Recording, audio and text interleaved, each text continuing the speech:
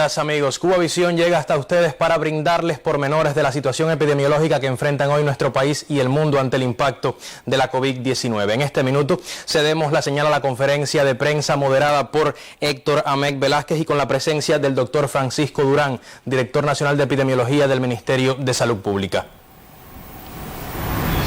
Buenos días. Como cada mañana, un placer darles la bienvenida desde la sede del Centro de Prensa Internacional del Ministerio de Relaciones Exteriores de la República de Cuba. Iniciamos así la conferencia de prensa del Ministerio de Salud Pública sobre la actualización de la situación epidemiológica del país frente a la COVID-19.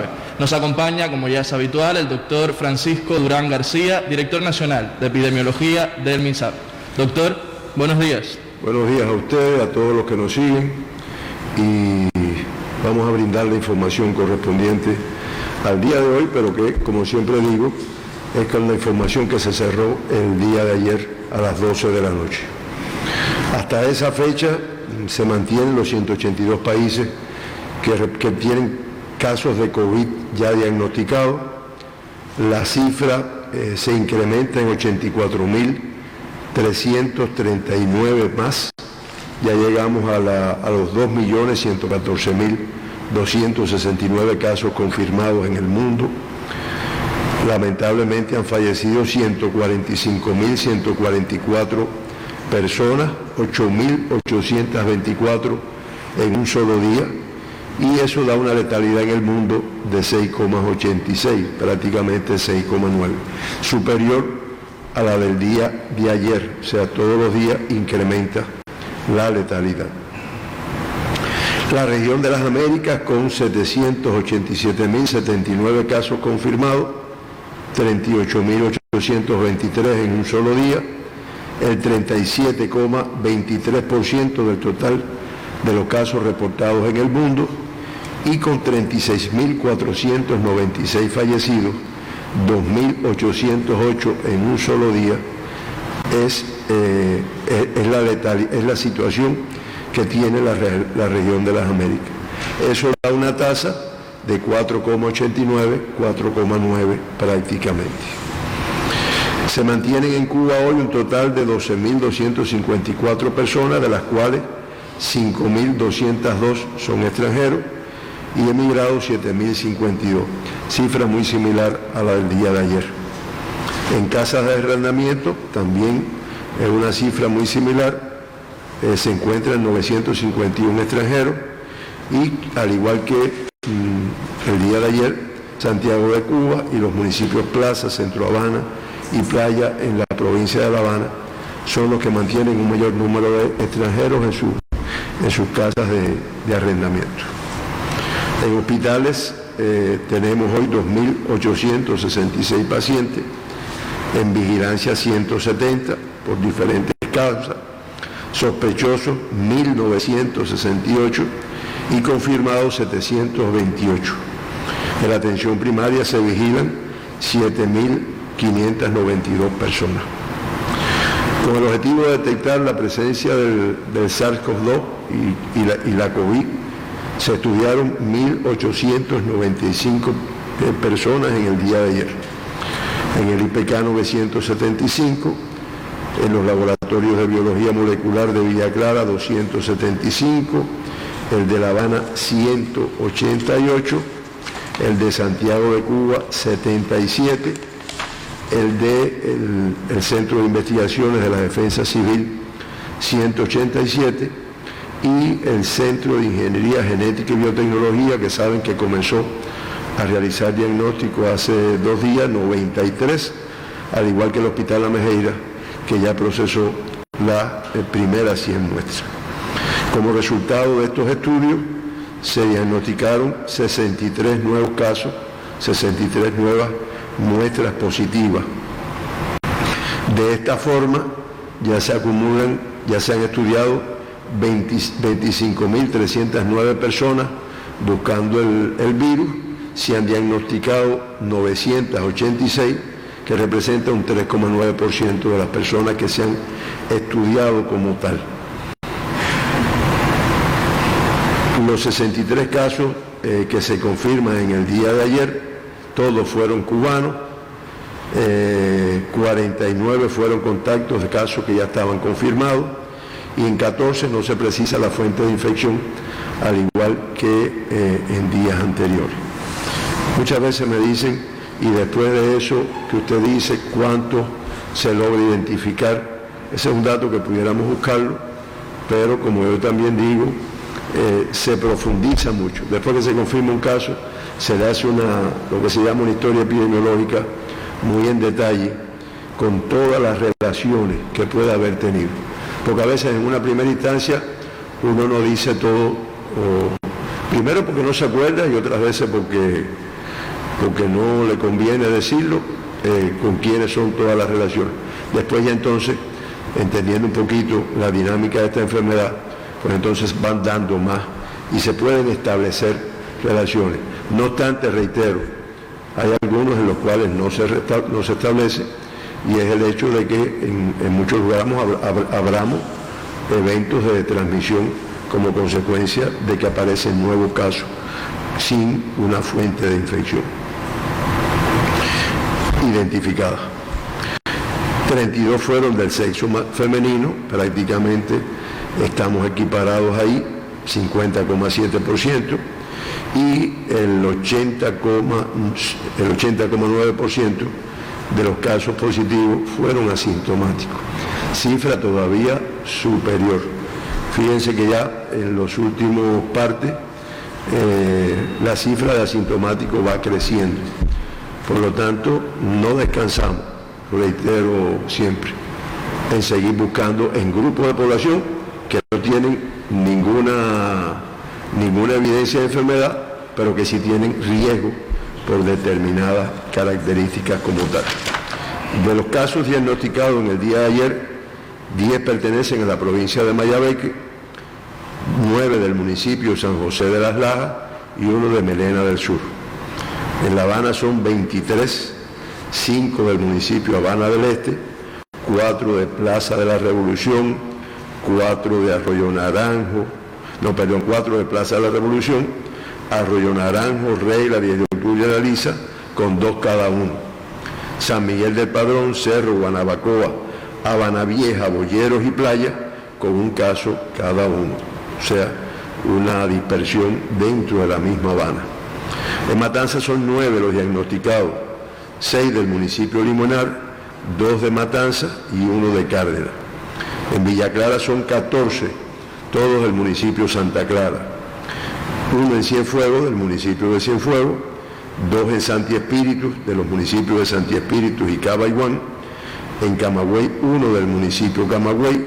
En Holguín, 1 del municipio Jibara. Y en Santiago de Cuba, 2 del municipio cabecera, o sea, del municipio Santiago de Cuba. La edad predominante, o la edad donde se detectaron el mayor número de casos, como es natural, fue en los mayores de 60 años, que es el grupo de mayor riesgo como tal. Y de los 986 pacientes diagnosticados con la enfermedad, que ya tenemos acumulado, 710 presentan una evolución clínica estable. Se reportan un acumulado de 32 fallecidos. Hoy tenemos que informar lamentablemente el fallecimiento de uno de nuestros pacientes que ya se había informado aquí en otros momentos que se mantenía ingresado.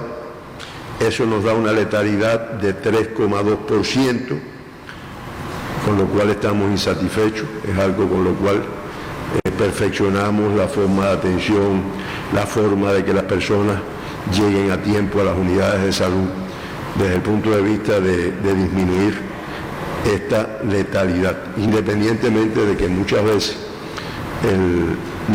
las patologías que acompañan a estos pacientes, aparte del COVID, pues hacen un poco tórpida la evolución. Se mantienen los 2 pacientes que se evacuaron después del alta y se dieron 35 altas en el día, una cifra importante, para un acumulado de 227 altas en estos momentos. Críticos tenemos una cifra similar a la de ayer, 10 pacientes, y graves tenemos 5, que son 2 menos que los que teníamos en el día de ayer. De los pacientes críticos, realmente hay 7 que son de aquí, de La Habana. Se encuentran ingresados en el Hospital Militar Dr. Luis Díaz Soto, 3, en el Hospital Salvador Allende, 4, en el Militar Manuel Fajardo de Villa Clara, 2, y en el Hospital Militar Joaquín Castillo Duani de Santiago de Cuba, un paciente crítico. Y en estado grave se encuentran 2 en Villa Clara, en el Hospital Militar Manuel Fajardo, 1 en Camagüey, en el Hospital Amalia Simoni, en Holguín 1, en el Hospital Militar Fermín Valdés Domínguez, y en la Isla de la Juventud un paciente grave en el Hospital Héroes de Baile. Se cambia el estado de grave a crítico, o sea, empeora su cuadro clínico, una paciente que está en el Hospital Fajardo de Villa Clara, y pasan de cuidado a grave, también con empeoramiento de su cuadro clínico, un total de 2 pacientes que se encuentran también en este hospital. En el caso del paciente que está en el Hospital Héroes de Baile, también pasa al estado de grave. Salen del reporte de grave, o sea, tienen una evolución mejorada y pasan a de cuidado, una categoría inferior desde el punto de vista de la gravedad, 4 pacientes del Hospital Salvador Allende de La Habana. Todos estos pacientes pasan del estado de grave al estado de cuidado, que es una categoría de menor severidad. Como dije inicialmente, tenemos que reportar el fallecimiento de un paciente que llevaba varios días en el Hospital Joaquín Castillo Duani de Santiago de Cuba, que estaba ingresado en la terapia intensiva desde el día 13 de abril, que tiene como antecedente ser un cubano de 44 años de edad, un hombre joven que regresó de España en el mes de marzo, inició los síntomas e inmediatamente se ingresó. Este es un paciente que además tenía un antecedente de una leucemia mieloide crónica. Hizo algunas complicaciones que hicieron que se reportara crítico, y en su 18º día de evolución y 4º día ya en terapia intensiva por su estado crítico, hizo un grupo de complicaciones que lamentablemente conllevaron al fallecimiento en el día de ayer. Esa es la situación epidemiológica de modo general en el mundo, y en nuestro país la situación que enfrentamos en estos momentos. Entonces, con su permiso, comenzamos la ronda de preguntas. La primera nos la envía la revista Cuba Plus de Canadá. Comenta lo siguiente: hay personas de la población que han comentado su preocupación acerca de los alimentos que adquieren ya elaborados en cafeterías y o restaurantes, tanto para llevar como los que se envían a domicilio. Pregunta entonces: ¿se puede transmitir el virus a través de esos alimentos o jugos? ¿Sería conveniente someter a las personas que realizan ese trabajo, tanto los elaboradores como los vendedores, a las pruebas rápidas para detectar la enfermedad como medida preventiva? Bueno, esta es una enfermedad de transmisión respiratoria y a nosotros nos gusta que nuestro pueblo piense, ¿no? Esto no es transmisión digestiva. Si estuviéramos hablando de cólera u otra enfermedad de transmisión digestiva, pues el alimento juega un papel fundamental, porque el vibrio colérico, para hablar de cólera, pues se queda en los productos alimenticios que están contaminados, y bueno, usted lo ingiere y adquiere la enfermedad. Este es respiratorio. Realmente un alimento, o sea, el alimento en sí no tiene por qué. Si usted ese alimento lo lleva en una vasija que está en la cual expectoró una persona cerca, o habló que tenía el COVID, o la manipuló con las manos sin una adecuada higiene, pues usted lo quiere no por el alimento precisamente, usted lo quiere porque a lo mejor lo ingiere con las manos sin la correcta higiene. Yo me estoy refiriendo a veces a los bocaditos que nos comemos en la calle, lo compramos, lo agarramos, la pizza que también usted ve que las compramos en un pedazo de papel, nos las vamos comiendo. El alimento no es el que transmite las superficies contaminadas con las cuales pudiera estar en contacto el alimento. Y con los manipuladores de alimentos, que es como se llaman correctamente, ¿no? Igual que con los que elaboran el alimento, pues se tienen las medidas y se exigen las medidas de higiene que siempre deberían exigirse, ¿no? Desde el punto de vista de la higiene de las manos, el uso de los nasobucos, la higiene a la hora del expendio del alimento. Yo me referí en días anteriores a que me habían preguntado, bueno, los que trabajan en las bodegas, en las carnicerías, que cobran, te dan el alimento. Ese es un personal que también tiene que continuamente lavarse las manos, que tiene que usar, como debemos usar todos los cubanos, nuestro nasobuco, que todo eso disminuye. Pero realmente esta enfermedad, como buena enfermedad respiratoria, con una alta transmisibilidad, son las microgotas de saliva que nos pueden caer en un momento determinado en la mucosa de la boca, la mucosa de la nariz o la mucosa de los ojos, que es por donde entra esto. ¿Cómo? La conversación.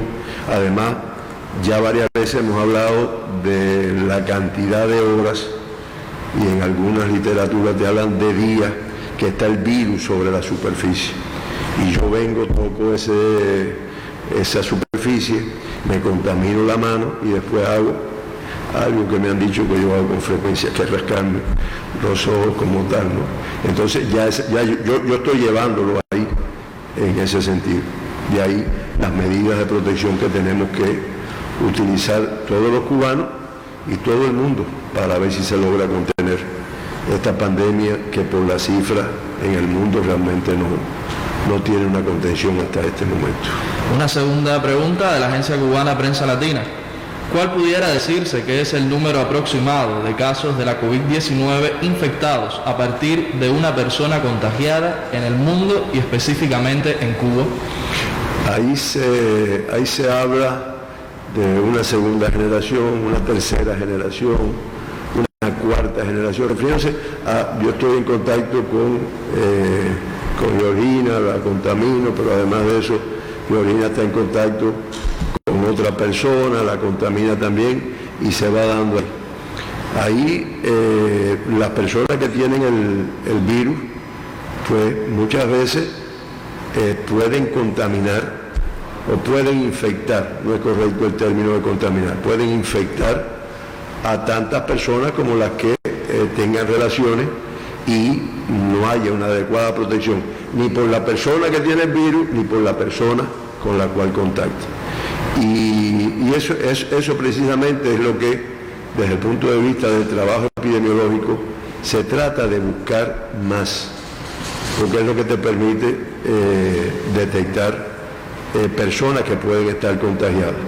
Entonces, en el interrogatorio de una persona sospechosa o de una persona confirmada, es dónde tú estuviste, con quién te relacionaste, y lamentablemente hay veces que hay, como le decimos nosotros, arañas epidemiológicas de estas que tienen 40, 50, 200 personas con las cuales ha tenido relaciones en el momento que transmite la enfermedad. Por eso decir una cifra exacta depende de las relaciones de la persona. Eso es válido para todas las enfermedades infecciosas como tal.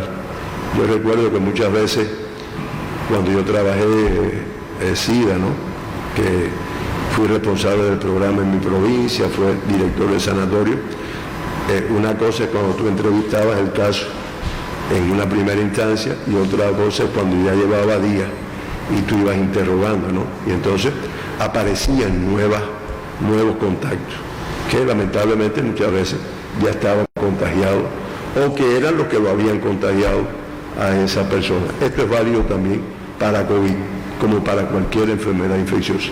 Y ese es el trabajo en detalle de la epidemiología, tratar de lograr el mayor número posible para, donde quiera que esté, cortar.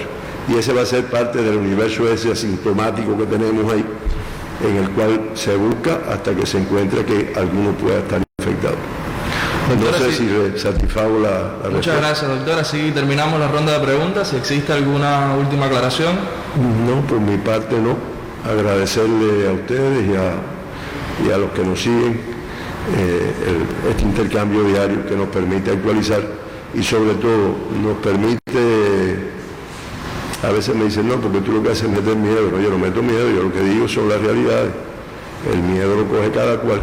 Y creo que no me siento satisfecho del miedo que pueda transmitir, porque o no escuchan o consideran que no debe ser tan grave. Y es una enfermedad muy peligrosa, para lo cual tenemos que apretarnos los pantalones y cumplir las medidas que están establecidas, sobre todo la de restricción de movimiento de las personas en las calles, en los lugares públicos. Es lo que pudiera decir. Muchas gracias. Agradecimiento para usted, doctor, para los corresponsales que nos envían sus preguntas. Nos vemos en la próxima conferencia. Importantes cada uno de los elementos aportados por el doctor Francisco Durán. Queríamos hacer precisiones a partir de las informaciones dadas por él en esta conferencia de prensa. Bueno, se reportan 63 nuevos casos a partir del cierre de los datos de la jornada de ayer. Todos los casos cubanos, 49 de ellos por contactos confirmados con personas que tienen la COVID-19 y 14 no se precisa la fuente de infección. Se reportan en este sentido las provincias de Mayabeque, Habana, Matanzas, Villa Clara, Cienfuegos, Santi Espíritus, Camagüey, Holguín y Santiago de Cuba, con casos entre estos 63, como decía, dados a partir del análisis de las muestras, de más de 1.800 muestras, digamos, que se desarrollaron en la jornada de ayer. También se reporta lamentablemente un fallecido, 35 personas fueron dadas de alta, 10 pacientes están críticos y 5 graves. Precisiones fundamentales también dadas por el doctor Durán. Cada día se incrementa la letalidad de la enfermedad. Asimismo, la cifra de asintomáticos va creciendo en nuestro país también. Él abordaba también el hecho de que ese número, 3,2% de letalidad que presenta nuestro país, mantiene insatisfecho al personal de la salud porque se trabaja cada día por disminuir el número de fallecidos. También abordaba el hecho de que no se trata de una enfermedad de transmisión digestiva, sino respiratoria. No se transmite por el alimento, sino por la inadecuada manipulación de los mismos, la inadecuada higiene y también por la contaminación de las superficies. El doctor Durán también señalaba que es importante exigirle el nasobuco a las personas que manipulan estos alimentos, los expendedores de alimentos, y que por supuesto nosotros se los compramos y muchas veces no hacemos, digamos, lo imprescindible para evitar la posibilidad de este contagio, al tiempo que señalaba la importancia de los detalles de las entrevistas o encuestas epidemiológicas. Manifestaba al final, no se trata de meter miedo, aunque sí decía el doctor Durán que se trata de una enfermedad muy peligrosa, y en buen cubano decía que debemos apretarnos los pantalones. Cuando él lo dice así, en mi opinión, amigos, es para hacerle caso. Más precisiones de lo dicho por el doctor Durán y también de cómo se enfrenta la COVID-19 en nuestro país la tendremos a la 1 de la tarde en la emisión del noticiero del sábado. Muy buenos días para todos.